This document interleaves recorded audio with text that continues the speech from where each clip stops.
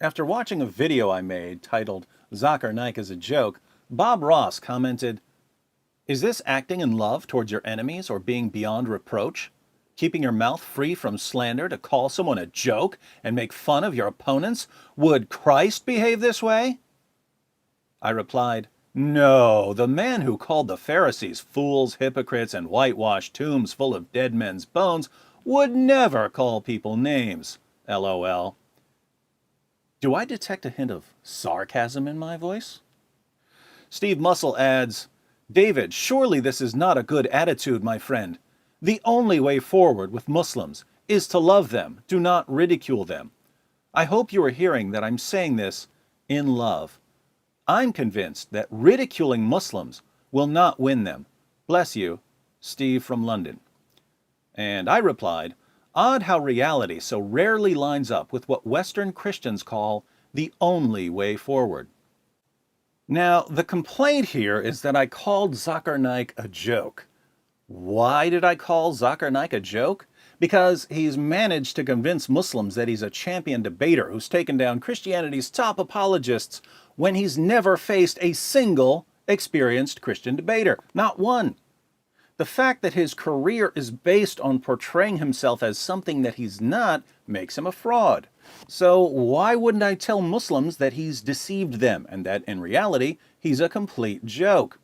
According to Bob Ross, I shouldn't tell them he's a joke because Jesus would never say something like that.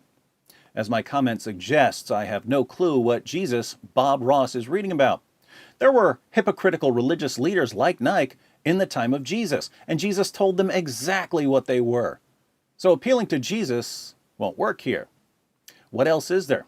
Well, according to Steve Muscle, the only way forward with Muslims is to love them and not to ridicule them. And again, he's referring to me telling Muslims that Zakir Naik is a joke. Notice that ridiculing Zakir Naik is the opposite of loving Muslims, according to Steve. I disagree completely. I regard ridicule in the appropriate circumstances as an incredibly loving act. When Jesus ridiculed the Pharisees, was he being unloving? According to Steve Muscle, he was, but I think Jesus was telling the Pharisees exactly what they needed to hear. Sadly, many Western Christians just won't listen to reason, so all I can do is testify. Or, even better, let a bunch of former Muslims testify. Name omitted because the penalty for leaving Islam is death writes, "Hi, David. I'm name omitted because the penalty for leaving Islam is death. I live in Turkey, also raised, and through grace I am a newborn Christian. You have shaken Islam, proving it wrong, proving that Jesus is the way. I would love to save my family and friends and all of Turkey so that they may be born again. I want to give you a salutation of respect and thankfulness. Without you, I would still be lost in the darkness of Islam. But through grace and through your preaching, I am born again. Thank you so, so much, my wonderful friend." Name omitted because the penalty for leaving Islam is death writes, "David, I'm sure you're familiar with me by now. You've commented on my previous comments on a few of your videos, but it didn't go that well. As a Muslim from birth, I found your channel through a friend of mine who happened to be an atheist. I constantly refuted your videos, saying, Muhammad never did this, Islam is not like this and that.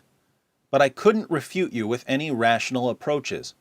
After watching a few of your videos, my faith in Islam weakened, and by God, this weakening truly broke the chains of Islam that surrounded me, and I proclaimed with my tongue, this religion is nothing more than a religion that was inspired by Satan himself. So, proudly and joyfully, I left Islam about 4 to 5 days ago. I'm currently in the process of telling my parents, or telling my siblings, or my Muslim friends, but I fear the worst. The penalty is death, but here in the West, it's most likely a brutal beating. Nonetheless, I've been actively visiting a Presbyterian church, and they've been a great help to me. I expect myself to be baptized very soon. The love of Christ was with me from birth, but I was brainwashed to reject his love. My brother, thank you for the great amount of knowledge you send to people about the true fruit of Islam. I'm a supporter of what you do, and I plan to speak out against Islam, such as yourself, soon. I cannot express more gratitude and joy, but thank you, David, sincerely." Name omitted because the penalty for leaving Islam is death writes, I now know that Muhammad was a false prophet. David Wood has opened my eyes to the truth about Islam. Name omitted because the penalty for leaving Islam is death writes, Hello David, I'm an ex-Muslim and I accepted Jesus last week. I saw your videos a few months ago and they showed me the truth. Name omitted because the penalty for leaving Islam is death writes, David, your videos have helped many Muslims to know about Christ, including me. Many former Muslims are grateful for you. Name omitted because the penalty for leaving Islam is death writes, Well, thank you for playing a major part in my decision to leave Islam, but now what? Every day is like hell for me here, being secretly an ex-Muslim. I live in Saudi, the most extreme Islamist country in the world, where I can literally get executed for writing this comment. I can't get out of here. I legit feel my life has taken a turn to the worst. It's been really tough to pretend and to live my life wearing a mask every day. I'm feeling depressed. I wasted most of my life trying to be a good Muslim, and after I discovered the truth, I feel I'm imprisoned here. What do I do? I don't want to commit suicide, however appealing that idea sounds to me right now. I haven't been reading my responses in this video, but this is an important one. I say, Hi brother, things may be rough now, but we're the first generation of non-Muslims who can successfully deal with Islam as an ideology on a large scale. Until very recently, non-Muslims didn't have access to Islam's most trusted sources to use them against Islam, and Muslim leaders could keep Muslims insulated from criticisms against Islam. But all of the major Islamic sources have now been translated, and we can reach anyone with internet access. Since Islam simply cannot withstand criticism, Islam is going to crumble. You get to sit back and watch.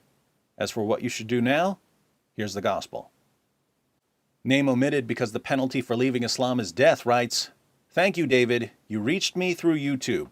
We were lied to at Muslim schools and misled. I am very grateful to you.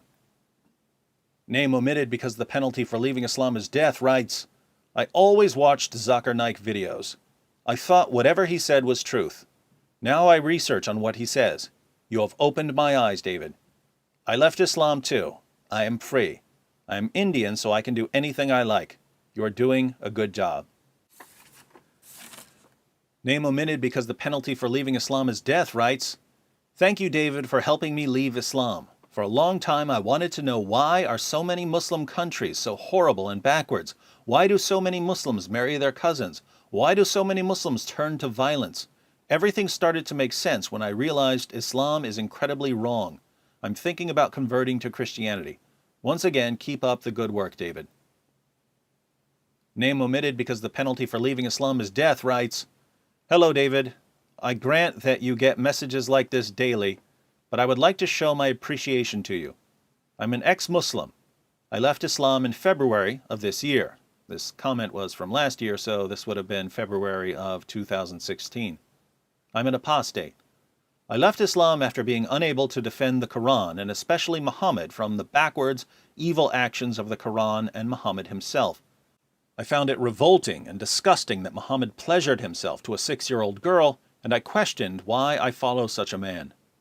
Even so, before I left, I would stay up very late, refuting the Quranic evidence that very openly says that men are allowed to rape married females, kill idolaters, etc.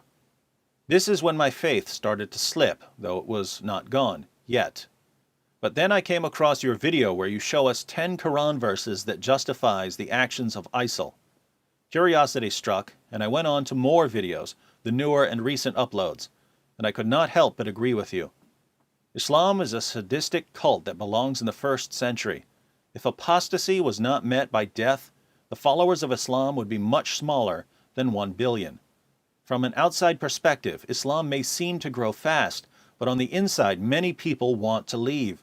I know 7 Muslim women that want to leave Islam and live a free life.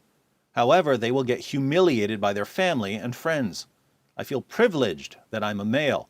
It's much easier for a male to leave compared to a female. Nonetheless, I left, and in July I became a Christian through baptism. My faith now resides in the Lord Jesus. I want you to know that you have my deepest appreciation, and I genuinely respect you as an individual. I say to you, thank you for opening my eyes and the eyes of many. I was blind, but you took off the blindfold. Cheers, David. So, we've got former Muslims telling us one thing about how to reach Muslims, and Western Christians telling us something completely different. Whom should we listen to? I don't know about you, but I'm going with the former Muslims. And if you don't like it, Bob Ross and Steve Muscle, get over yourselves and get off the tracks, because there's a train coming through.